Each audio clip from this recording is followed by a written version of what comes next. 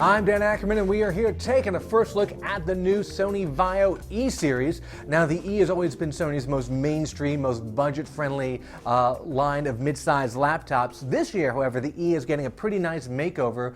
The new design, it's very rounded, it's very sophisticated. What it has is basically a two-tone look. It's got a wraparound in one color, that's the keyboard tray up to the back of the lid, and then sort of an interior color. In this case, it's black, and if you look at it from the side, it's almost as if somebody sort of sliced into a straighted thing, almost like you cut a cake open. I've seen some other color combinations that pop a little bit more than this gray on black version, although this is still pretty nice looking. One of the things I like the most about this new E series, especially because it's a laptop that's fairly inexpensive, is the excellent keyboard. The keys are nice and chunky, they have a really good typing feel to them, and of course they're backlit, which is something I appreciate in a laptop of any price range, and seeing it on a lower cost laptop I think is really great. They've also made a move taking the touchpad and turning it into what we call a click pad. That means that they work the left and right mouse buttons right into the pad itself rather than having separate buttons.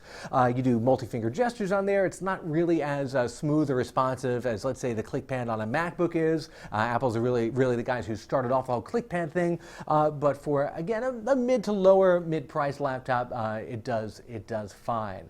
You got a couple of USB ports, including a USB 3 port, and you have something really odd you only find in Sony Vaios. You got the memory stick slot and a regular SD card slot, because obviously a lot of Sony products still use that memory stick, although I feel like it's less and less all the time. One thing that's going to make the system stand out as sort of a lower priced laptop is the fact that the 15-inch screen only has a 1366 by 768 resolution.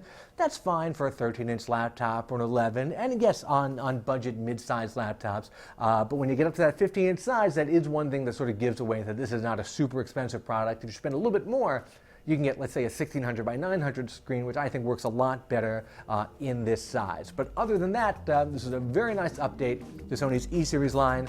I'm Dan Ackerman, and that is the first look at the Sony Vaio E-Series.